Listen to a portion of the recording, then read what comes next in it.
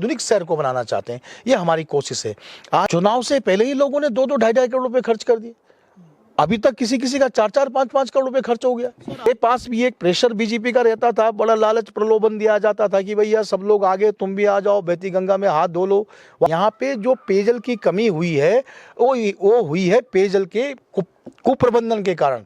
ये जनता का चुनाव है, दो परिवारों की प्रतिष्ठा का चुनाव न होकर ये समस्याओं का चुनाव होना चाहिए। नमस्कार, मैं अफरोज़ खान, आप देख रहे हैं टाइम विटनेस न्यूज़। आज मैं मौजूद हूं उत्तरकाशी के बड़कोट नगर में और यहां पे नगर पालिका परिषद के चुनाव हो रहे हैं और इसी क्रम में हमारे साथ मौजूद हैं क्षेत्र के युवा नेता जो कि काफ़ी चर्चित है और इस बार कांग्रेस ने इन्हें अपना प्रत्याशी बनाया है यहाँ पर नगर निगम अध्यक्ष पद के लिए। तो आइए जानते हैं कि वो जनता के बीच में जा रहे हैं तो किन किन समस्याओं को देख रहे हैं और शुरुआत यहाँ से करेंगे कि इनकी राजनीति जो है वो कब से कर रहे हैं, क्या जो इनका पृष्ठभूमि है ये पॉलिटिकल है या ये खुद ही शुरू किया है इन्होंने। तो सर, सबसे पहले तो स्वागत है मेरा। धन्यवाद। टाइम विटनेस के सभी दर्शकों को मेरा नववर्ष की हार्दिक बधाई और मकर संक्रांति की भी हार्दिक बधाइयाँ। और 2025 का जो नवनूतन वर्ष है वो आप सबके लिए मंगल कामनाओं को लेके आए, यही मेरी दुआएं हैं। सबसे पहले सर अपने बारे में कुछ बताएं हमारे दर्शकों को। मैं ये कहना चाहता हूँ कि मैं किसी राजनीतिक पृष्ठभूमि से निकला हुआ नेता नहीं हूँ। मेरे परिवारों में विधानसभा सांसद तो दूर, कोई प्रधान तक नहीं रहा है, कोई राजनीतिक पार्टी का मेंबर तक नहीं रहा है। और हेमंती नंदन बहुगुणा जी जो हमारे गढ़वाल के, उत्तराखंड के और इस हिंदुस्तान के सबसे बड़े नेता थे, वो अक्सर कहा करते थे कि नेता तैयार नहीं किए जाते, नेता पैदा होते हैं। तो मुझे लगता है कि प्रकृति ने, माँ भगवती ने और यहाँ की जो आबो हवा रही है, जन आंदोलन की आबो हवा रही है या राजनीति की जो आबो हवा रही है, उसने मुझे पैदा किया है। और आज मैं आपके सामने अपने 20 वर्ष के छात्र जीवन के बाद, 20 वर्ष की कांग्रेस की पार्टी की सेवाओं के बाद, 20-25 वर्षों के जन आंदोलनों के संघर्षों की सीख के बाद आज कांग्रेस के प्रत्याशी के रूप में जनता के बीच में जा रहा हूं। और सिर्फ कांग्रेस का ही प्रत्याशी नहीं, मैं आज मुझे लगता है कि मैं आम आदमी, पढ़ने लिखने वाला नौजवान, हमारी माताएं, बहनें, गृहिणियाँ, काम करने वाली जो हमारी महिलाएं हैं, जो अपने घर के चूल्हा चौका के साथ आज अपने परिवार के आर्थिकी का आत्मबल बन रही है, जिसने अपने परिवार की आर्थिकी को संभाला है, जिसके ऊपर परिवार की जिम्मेदारी है, उनका भी प्रत्याशी बना हूँ। मैं इस शहर की समस्याओं के निराकरण का प्रत्याशी बना हूँ। मैं इस शहर की उस 40 साल की दूषित राजनीति का दुष्चक्र तोड़ने आया हूँ, जहाँ पे दो परिवारों की प्रतिष्ठा चुनाव लड़ती है। मैं समझता हूँ कि ये प्रतिष्ठा का चुनाव नहीं है, ये जनता का चुनाव है। दो परिवारों की प्रतिष्ठा का चुनाव न होकर ये समस्याओं का चुनाव होना चाहिए।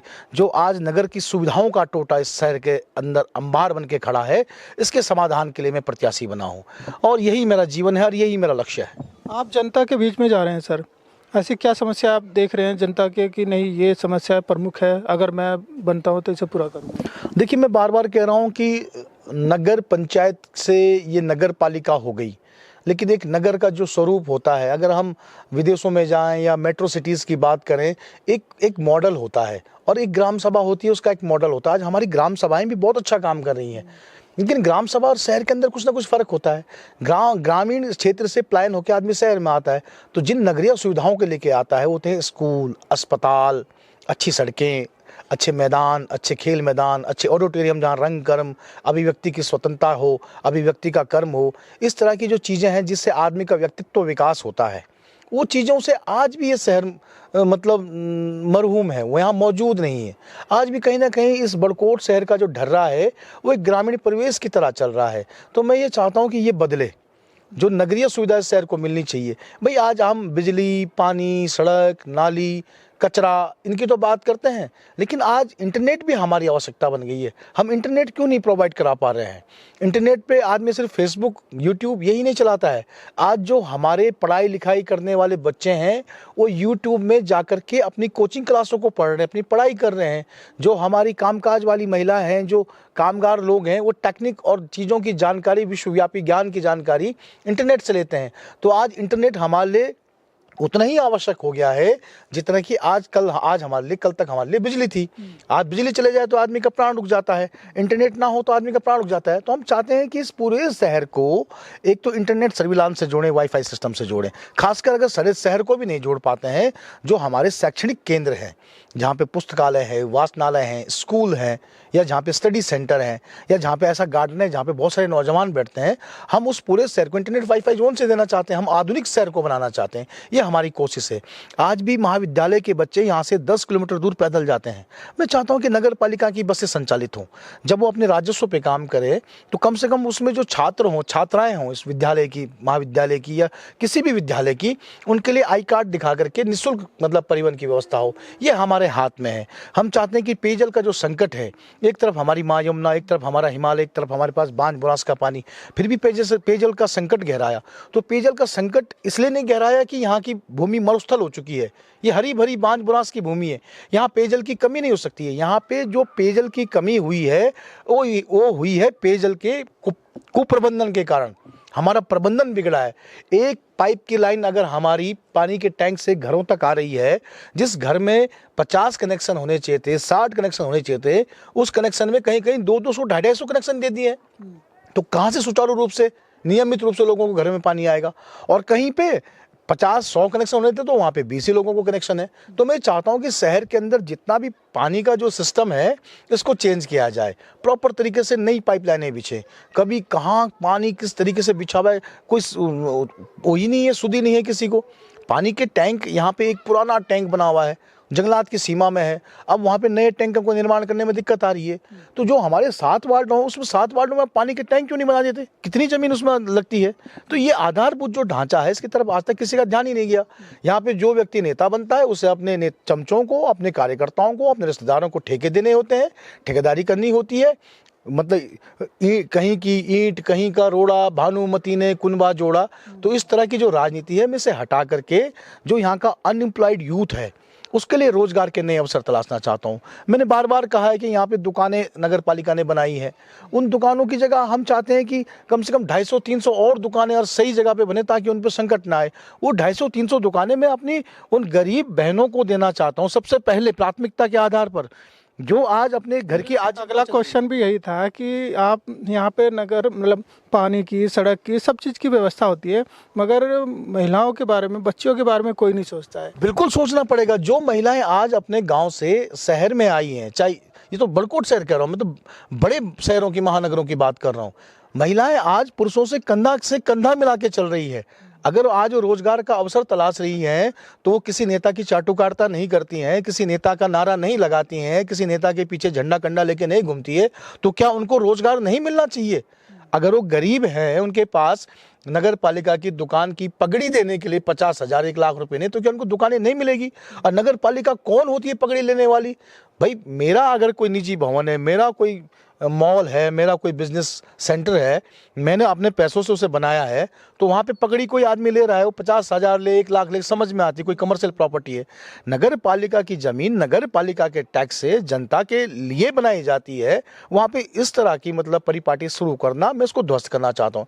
मैं चाहता हूँ गरीब आदमी के लिए 100, 500, 1000 रुपये का एक फॉर्म हो, गरीबी उसकी पात्रता हो, महिला पहले हो, अशिक्षित, शिक्षित, प्रशिक्षित बेरोजगार जो उसकी पहली प्राथमिकता हो, उस आधार पर स्वरोजगार की व्यवस्था की जाए।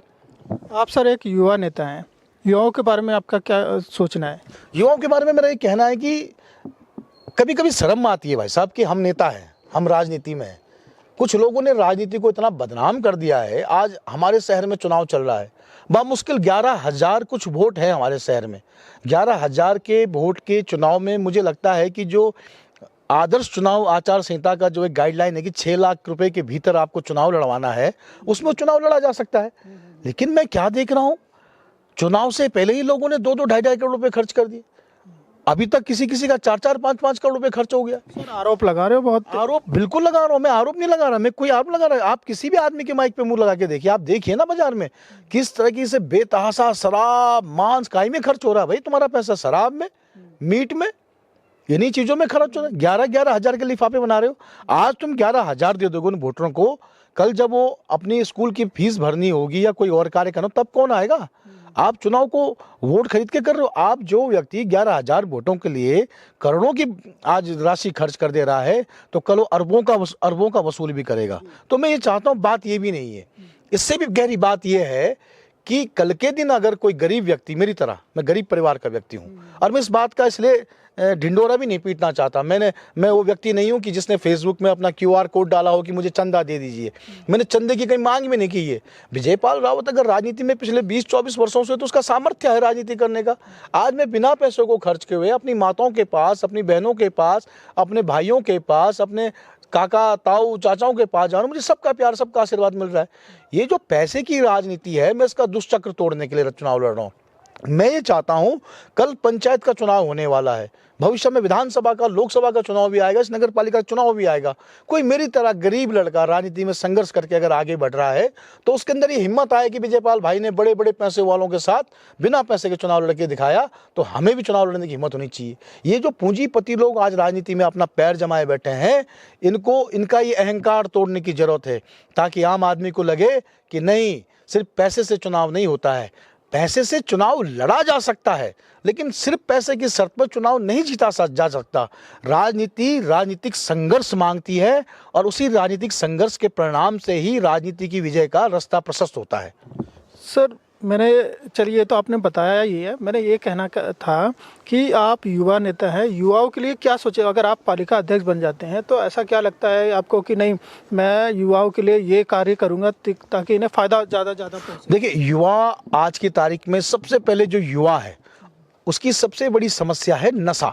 वो नशे की गिरफ्त में है। आज ड्रग्स यहाँ पे दुनिया भर की शराब यहाँ परोसी जा रही है।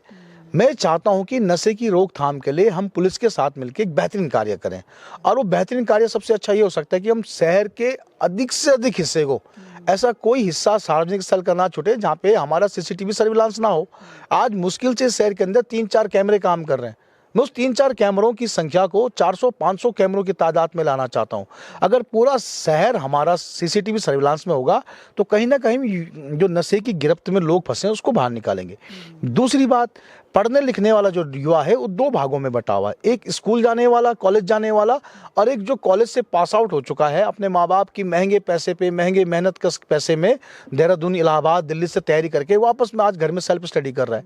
तो मैं उन दोनों के लिए पुस्तकालय, वाचनालयों की स्थापना करूंगा, और पुस्तकालयों में सिर्फ प्रेमचंद का साहित्य ही नहीं, गांधी के जीवन दर्शन ही नहीं, सुभाष का संघर्ष ही नहीं, मैं चाहता हूं कि उसमें फिजिक्स, केमिस्ट्री, ज्योग्राफी, इतिहास, पॉलिटिकल साइंस, सामाजिक विज्ञान, इनकी किताबें हों, कृषि दर्शन की किताबें। हमारा एग्रीकल्चर का क्षेत्र है। हिंदुस्तान के भीतर, इस हिमालय के अंदर क्या क्या लेख लिखे गए हैं, इस हिमालय का इतिहास क्या है, इस रवाई घाटी का इतिहास क्या है, तिलाड़ी गोलीकांड में क्या हुआ था, इस तरह की पुस्तकें उनके लिए हो, ताकि उनको पता चले मैं किस समाज की पृष्ठभूमि से आता हूँ, वो जागरूक बने। मैं इस पे काम करना चाहता हूँ। आपके सामने 7 प्रत्याशी और हैं, आप किसे अपना प्रतिद्वंदी मानते हैं? मैं किसी को अपना प्रतिद्वंदी नहीं मानता। मुझे लगता है सबके अपने अपने दृष्टिकोण है राजनीति करने के। मैं किसी को प्रतिद्वंदी नहीं मानता, और ना मैं किसी को प्रतिद्वंदी के रूप में देखता हूँ। मैं ये जानता हूँ कि ये कोई लड़ाई नहीं है, ये खेल है, और जब आप खेल खेलते हैं तो आपका कोई प्रतिद्वंदी नहीं होता है। मेरा प्रयास है मैं इस खेल को जीतूं, और वो लोग अपने खेल को जीतें। मैं अपना किसी को ना प्रतिद्वंदी मानता हूँ, ना इस राजनीति को कोई लड़ाई मानता हूँ। लड़ाई तब होती है जब लाइन खींच जाती है। हमें अभी मतलब निर्दलीय प्रत्याशियों के लोग मिल जाते हैं, आमने सामने प्रचार चल रहा है, शहर में टक्कर जाते हैं। जो मेरे से बड़े होते हैं मैं उनके पैर छूता हूँ, और उनके यहाँ जो मेरे से छोटे होते हैं वो मेरे पैर छूते हैं। तो इस राजनीति के खेल के अंदर हम प्रेम, भाईचारे का सौहार्द बना के रखें, तो ये भी आने वाली पीढ़ी के लिए, आने वाले समाज के लिए एक राजनीति की सीख होगी। ये बहुत बढ़िया बात बोली आपने कि ये तो चलता रहता है, मगर आपसी प्यार बना रहे।